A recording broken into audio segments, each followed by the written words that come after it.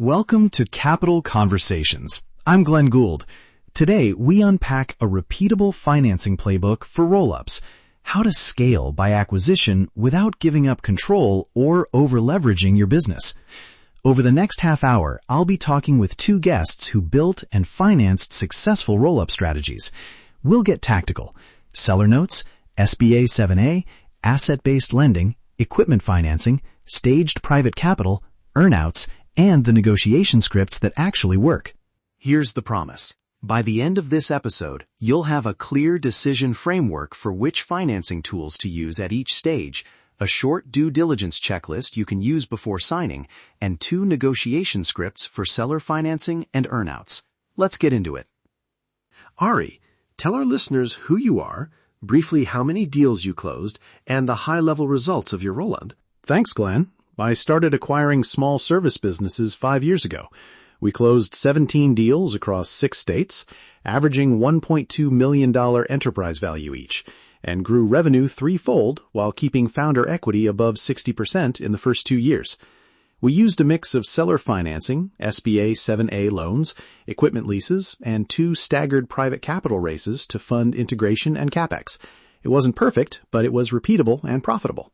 Lena, you're an M&A lender who underwrites acquisition pools like this.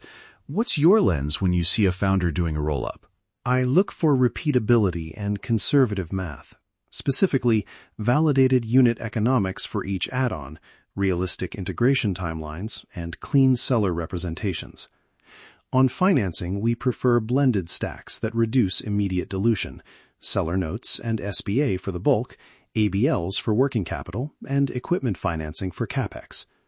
Private capital fills gaps or provides contingency tranches tied to milestones. Let's dig into the financing stack. Ari, walk us through your usual capital layers and when you pick each one. Sure. First, seller financing.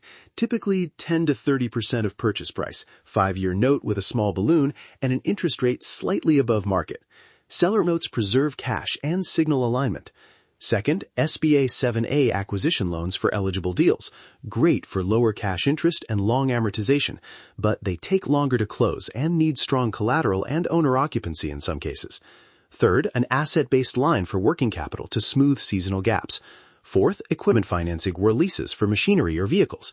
Finally, we layer staged private capital when we need liquidity to accelerate integration or complete bolt-ons faster. From a lender side, I would add, document the order of priority and covenants clearly. SBA often sits senior to seller notes in structure, and ABLs require borrowing base visibility.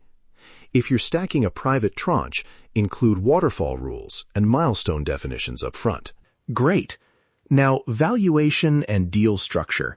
How do you use earnouts, holdbacks, and purchase price allocation to bridge valuation gaps without overpaying?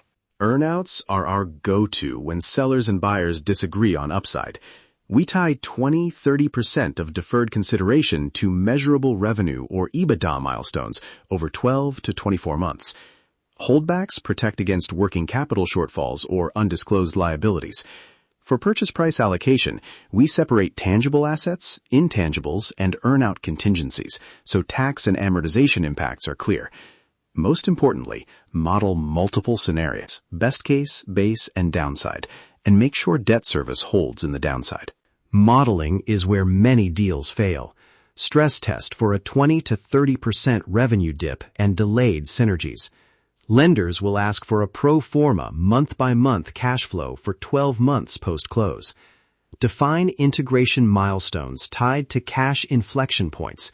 If a milestone triggers a tranche, make the metric objective and auditable. On integration financing, bridging revenue gaps, CapEx, tax considerations, and contingency planning for the first 12 months, what practical steps should listeners take? Plan a 90 to 120-day cash bridge for each acquisition. Use the ABL to cover receivable seasonality and a short-term term loan or equity bridge for one-time integration costs. Prioritize critical CapEx. Fund what's revenue critical now, defer the rest. For taxes, account for purchase accounting adjustments and look for opportunities to amortize intangible assets. Finally, define a contingency reserve, 5 to 10% of the purchase price, held back until integration targets are met. And document waterfall rules for cash sweeps and excess cash.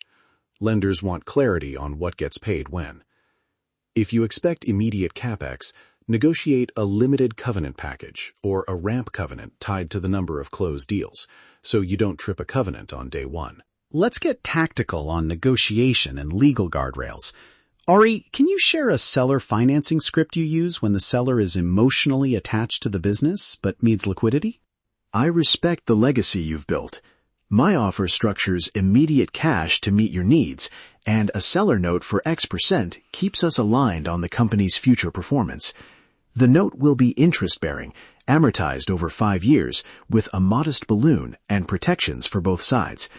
This approach lets you realize value now while sharing upside as we scale together. That line opens trust and frames the note as partnership, not a concession. On legal guardrails, insist on representations and warranties that are specific and time-limited. Carve out any escrow for known risks, and avoid broad personal guarantees unless the risk profile justifies them. Include step-in rights for serious covenant breaches, and create clear dispute resolution terms for earn-out measurements. Before we close, let's give listeners a concise checklist and final takeaways. Lena, one-sentence diligence red flags? High customer concentration, inconsistent financial controls, unclear title to critical assets, and aggressive one-off adjustments in historical EBITDA. Those are the red flags that stop a lender cold. My top 3 actionables. First, build a simple pro forma model with downside stress tests. Second, negotiate seller notes and earnouts to align incentives and preserve cash.